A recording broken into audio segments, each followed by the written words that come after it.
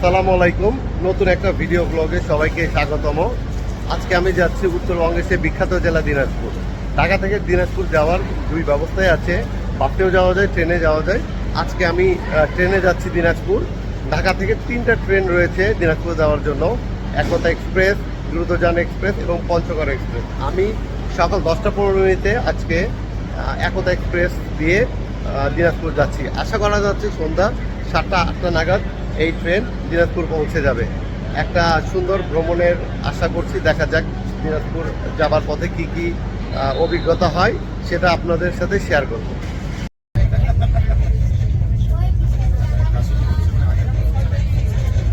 ঢাকা শহর ছেড়ে যাচ্ছি আমরা এখন।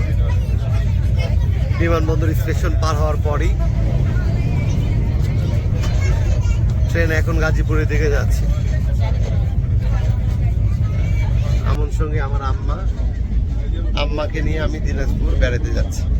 আশা করা যায় খুব ভালো সময় পার করবো আমরা দিনাজপুরে।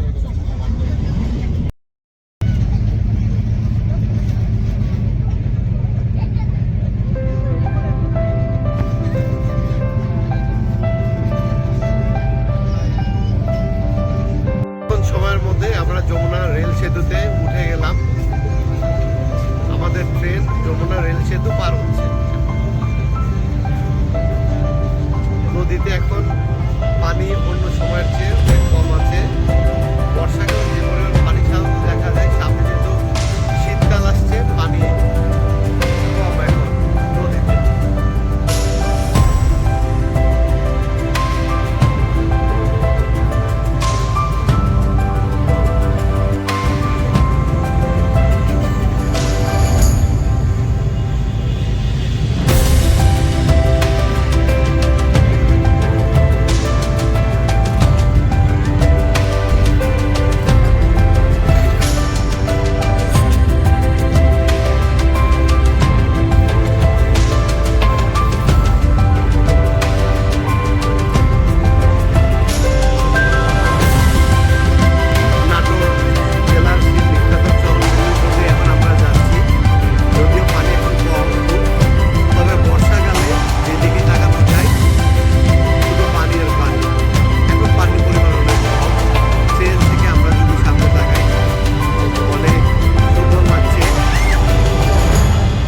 রেল লাইনের দুই সাইডেই এই চলন বিল, সেই বিখ্যাত চলন বিল।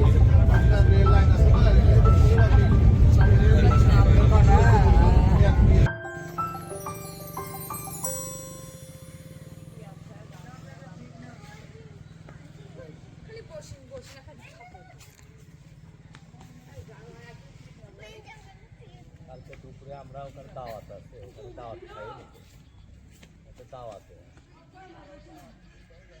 শুভ সকাল। গতকাল রাতে আমি দিনাজপুর শহরে চলে এসেছি। এখন দিনাজপুর শহরে বেশ কিছু ঐতিহাসিক দিঘি আছে। সেই দিঘিগুলোর মধ্যে একটা ঐতিহাসিক দিঘি হচ্ছে সুখসাগর। আমি এখন এই সুখসাগর দিঘিতে সামনে দাঁড়িয়ে আছি। ইতিহাস অনুসারে দিনাজপুরের রাজা সুখদেব রায় 1600 শতকে অনেক বড় একটা দিঘি খনন করেছিলেন তার রাজবাড়ির পিছনে। এই দিঘিটায় বর্তমানে সামনে আমি দাঁড়িয়ে আছি এবং এই দিঘিটার বড় বিশেষত্ব হচ্ছে এটা দিনাজপুরের রাজবাড়ির ঠিক পিছনেই দিঘিটার অবস্থান। দিনাজপুর শহরে অনেকগুলো ঐতিহাসিক স্থাপনা রয়েছে। এই ঐতিহাসিক স্থাপনাগুলোর মধ্যে দিনাজপুর রাজবাড়ি অন্যতম। আমি বর্তমানে দিনাজপুরের রাজবাড়িতেই অবস্থান করছি। আমার পিছনে দেখা যাচ্ছে রাজবাড়িটির মূল স্তম্ভ। এটা অনেকে বলে রাজবাটিকা নামে এই রাজস্তম্ভ বা এই রাজ মন্দিরটা পরিচিত। ইতিহাস যদি আমরা দেখি, রাজা দিনরাজ ঘোষ নামে একজন জমিদার এই রাজবাড়িটি নির্মাণ করেছিলেন। মতান্তরে অনেকেও বলে রাজা গণেশ নামের একজন জমিদার ছিলেন ইলিয়াস শাহী শাসনামলে, যিনি এই রাজবাড়িটি নির্মাণ করেছিলেন। আমরা যদি পুরাতন আমলেই সেই সাজানো গোছানো রাজবাড়ি, যে রাজবাড়ির দিকে তাকালেই মনে হয় এই বুঝি ঘোড়া হাতি চলে আসবে যে কোনো সময় যে কোনো দিক থেকে। অনেক সুন্দর সাজানো গোছানো একটা ঐতিহাসিক স্থাপনা। ভিতরের গেটে আমরা যদি একটু প্রবেশ করি, সেই পুরাতন আমলের আবহাওয়া দেখা যাচ্ছে। ঢুকে একটা বড় প্রাচীর এবং হাতের ডান দিকে আমি যদি দেখি সেই পুরাতন আমলের দুর্গের মতো রাস্তা, যে রাস্তার পাশ দিয়ে আগালেই আরেকটি রাজবাড়ি দেখা যাচ্ছে। কিছুটা সময়ের জন্য আমরা সেই পুরাতন আমলে চলে যাচ্ছি। এই বাড়িগুলোর দিকে তাকালে, এই বাড়িগুলোর দিকে দেখলে মনে হয় আমাদের ইতিহাসের পাতায় প্রতিটা স্মৃতি লেখা আছে আজও। হয়তো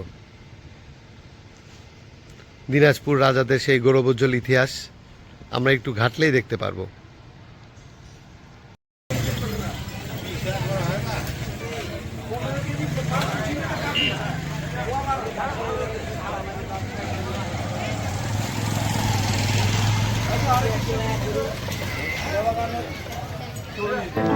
এটা হচ্ছে তেভাগা চত্বর, যে চত্বরটা আমরা পার করে এখন কান্তনগর বা কান্তজির মন্দিরে যাচ্ছি।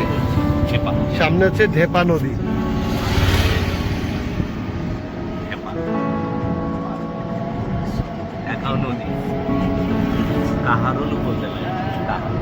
এটা হচ্ছে দিনাজপুরের কাহারোল উপজেলায় অবস্থিত ঢেপা নদী। পানি আরো বেশি কাশবন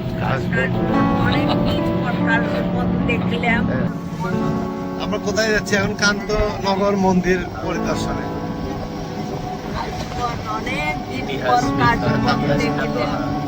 নদীর পারে সেই কাশবন, অনেকদিন পর আমরা কাশবন দেখছি নদীর পারে। যেই কাশবন দেখার জন্য বা কাশবনের ছবি তোলার জন্য মানুষ উদ্গ্রীব হয়ে থাকে। ঢেপা নদীর পারে সেই বিখ্যাত কাশবন।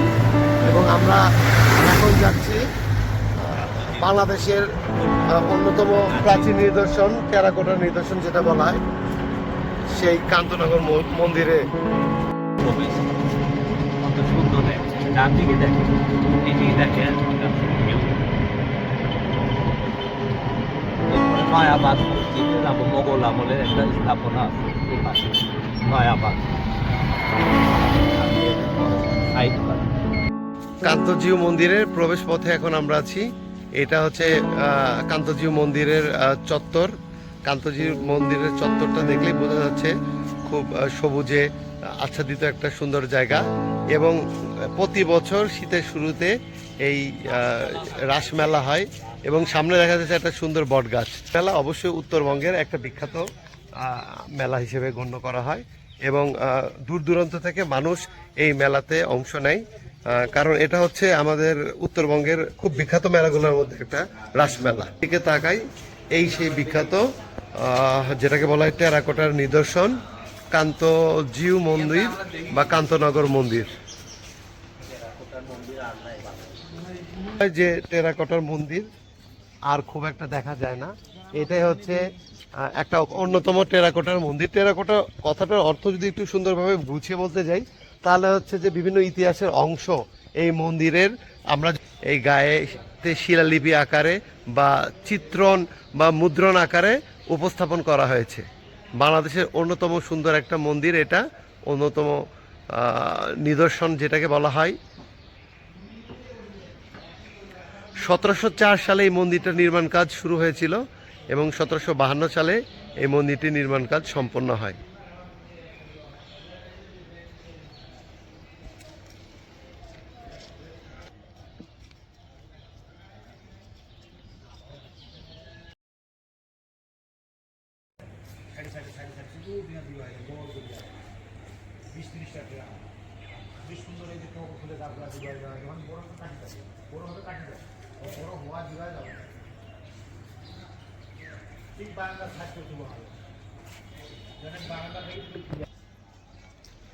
মন্দিরের ইতিহাস যদি পর্যালোচনা করে দেখা যায়, এইটা পৃথিবীর ঐতিহাসিক মন্দিরগুলোর মধ্যে অন্যতম একটা। 1704 সালে মন্দিরটা নির্মাণ কাজ শুরু হয়েছিল।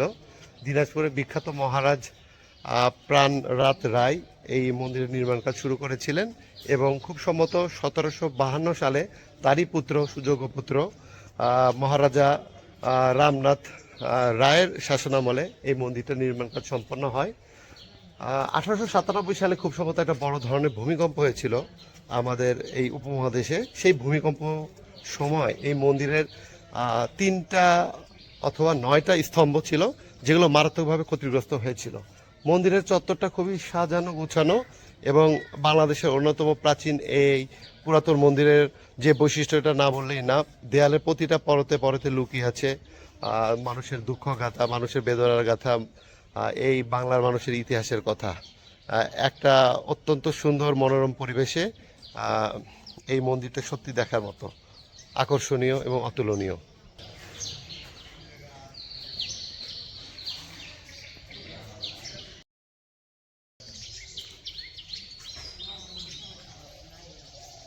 এরপর আসলে ওই মসজিদে যাবো, দেখে বাসা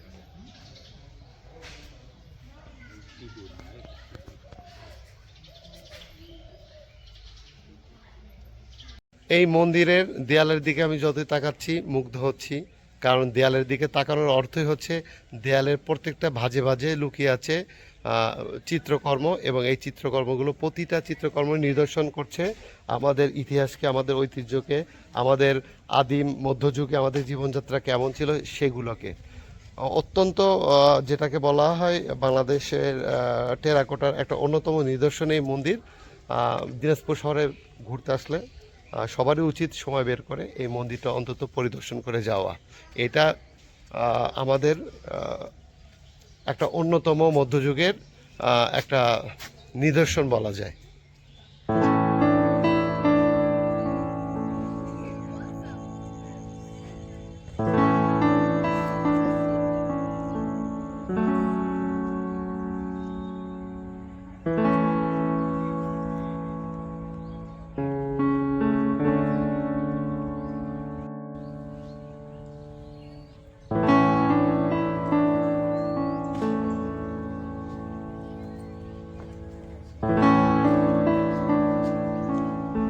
কান্তজির মূল মন্দিরের ঠিক পিছনে এখানে এসে আমি দেখতে পেলাম আরেকটা মন্দির আছে এখানে।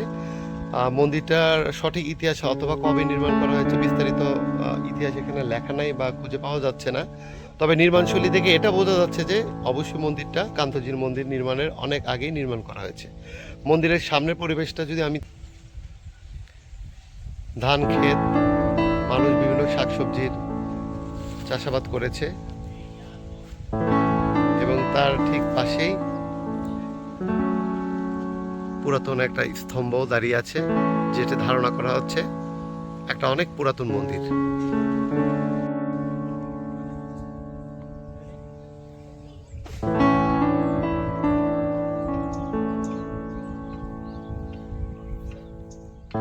দিনাজপুর শহরের লিচু বরাবরই বিখ্যাত, কিন্তু কথা হচ্ছে সেই লিচুগুলো কোথা থেকে আসে। সেই লিচুগুলো আসে এই বড় বড় কিছু বাগান আছে, এই বাগান থেকেই। এটা বলা হয় যে বাংলাদেশের সবচেয়ে সেরা সুমিষ্ট লিচুগুলো দিনাজপুর শহর উৎপাদন করে থাকে।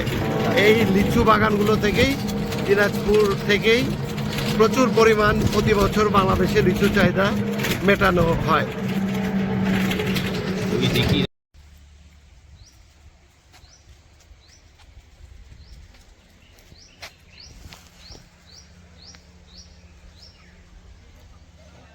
এখন আমি আছি একটা বিখ্যাত মুঘল স্থাপনা, একটা নয়াবাদ মসজিদের সামনে দাঁড়িয়ে।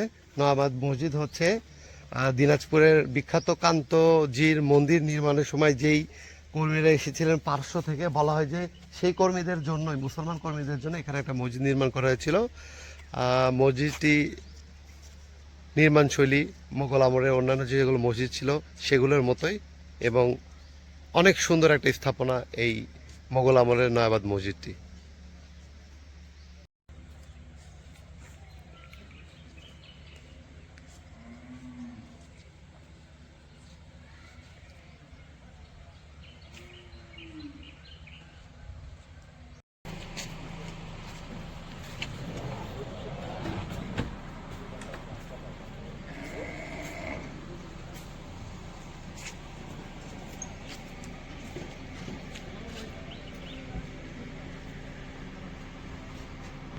বিকালবেলা আমি এখন দাঁড়িয়ে আছি দিনাজপুরের, বললে ভুল হবে, সারা বাংলাদেশের সবচেয়ে বড় দিঘি রামসাগরে। রামসাগর রাজা রামনাথ রায় উনি এটা খনন করেছিলেন। খুব সম্ভবত খননকাল হবে 1750 সাল থেকে 1755 সালের মধ্যে। 5 বছর সময় প্রায় ইতিহাস ঘাটলে যেটা দেখা যায় 15 লক্ষ শ্রমিক এই দিঘিটা খনন করেছিল এবং এটা বলা যায় বাংলাদেশের সবচেয়ে বড় দিঘি। এবং এখানে আরেকটা কথা বলা প্রয়োজন, সেটা হচ্ছে এই দিঘি খনন করার পরও নাকি কোন এক যেটাকে বলা হচ্ছে কাকতালীয় বা একটা বলা যায় যে মিস্টেরিয়াস কারণে দিঘিতে পানি আসতেছিল না। তো সেটা নিয়ে বিভিন্ন মিথ বা বিভিন্ন প্রচলিত কাহিনী আছে, সেগুলোর কোনো ঐতিহাসিক সত্যতা নেই। এই দিঘির খনন কাজ করেছেন দিনাজপুরের বিখ্যাত রাজা রামনাথ রায় 1750 থেকে 1755 সালের মাঝামাঝি সময়, 5 বছর ধরে সময়। এই দিঘির এক প্রান্ত থেকে যদি আমরা তাকাই আরেক প্রান্ত দেখাটা খালি চোখে অনেক কঠিন হয়ে যাচ্ছে। বাংলাদেশের অন্য কোথাও এত বড় দিঘি আর আমরা দেখেছি কিনা মনে সন্দেহ আছে। খুব সম্ভবত এটাই বাংলাদেশের সবচেয়ে বড় দিঘি।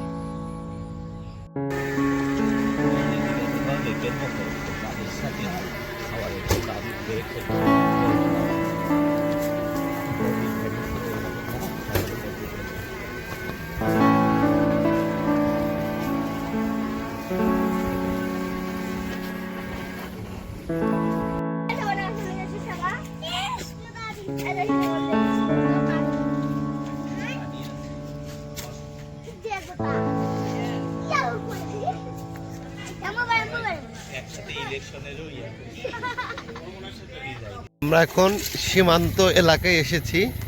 দিনাজপুর সদরের শেষ সীমা বলা যায়। দূরে যেই আলো দেখা যাচ্ছে ওগুলো ইন্ডিয়ার বর্ডার। ইন্ডিয়া থেকে পর্যবেক্ষণ করার জন্য আলোগুলো দেওয়া হয়েছে। একদম শেষ সীমানা যেতে বলা, খানপুর সীমান্তে আছে। এটা একটা অন্য ধরনের অভিজ্ঞতা হলো রাতের বেলা, সুন্দর। সকাল নতুন আরেকটা দিন শুরু হলো দিনাজপুরে। আজকে আমরা যাচ্ছি দিনাজপুরের পার্শ্ববর্তী চিরির বন্দর উপজেলায়।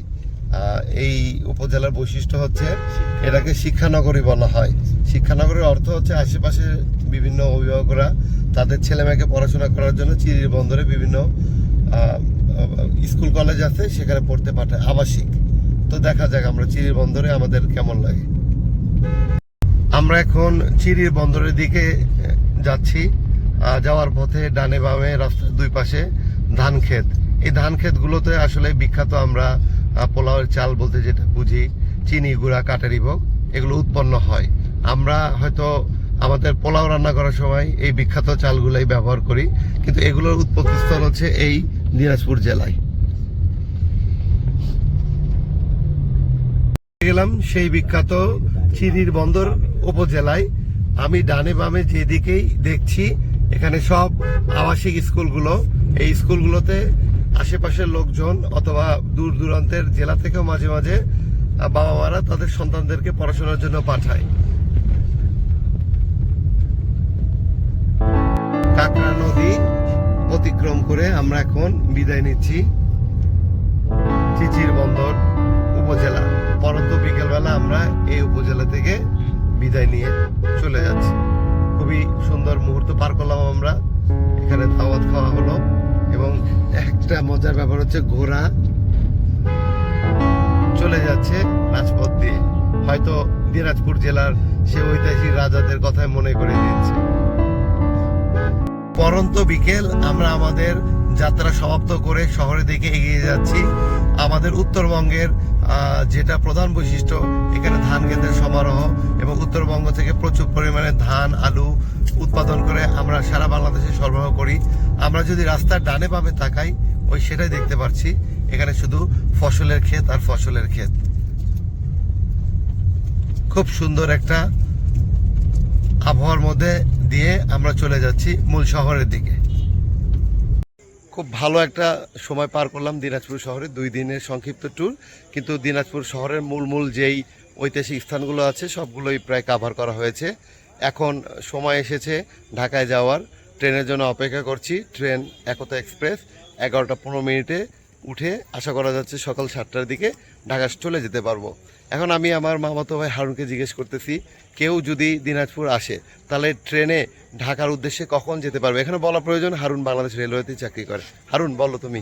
দিনাজপুর থেকে ঢাকাগামী ট্রেন 3টা।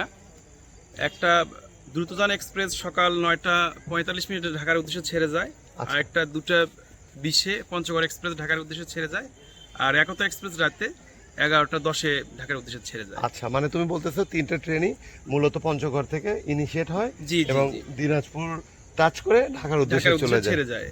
আচ্ছা ঠিক আছে হারুন, তোমাকে অনেক ধন্যবাদ। অপেক্ষা করছি আমরা ট্রেন কখন আসবে, কিন্তু ট্রেন সেই নির্ধারিত সময় চলে আসলো এবং আশা করি আমরা খুব দ্রুত ট্রেনে উঠে পড়বো এবং ঢাকার উদ্দেশ্যে যাব। অবস্থা, হ্যাঁ, ট্রেন প্ল্যাটফর্মে প্রবেশ করছে খুব তাড়াতাড়ি, আমরা ট্রেনে উঠে যেতে পারবো। একতা এক্সপ্রেস রাতের। হ্যাঁ হ্যাঁ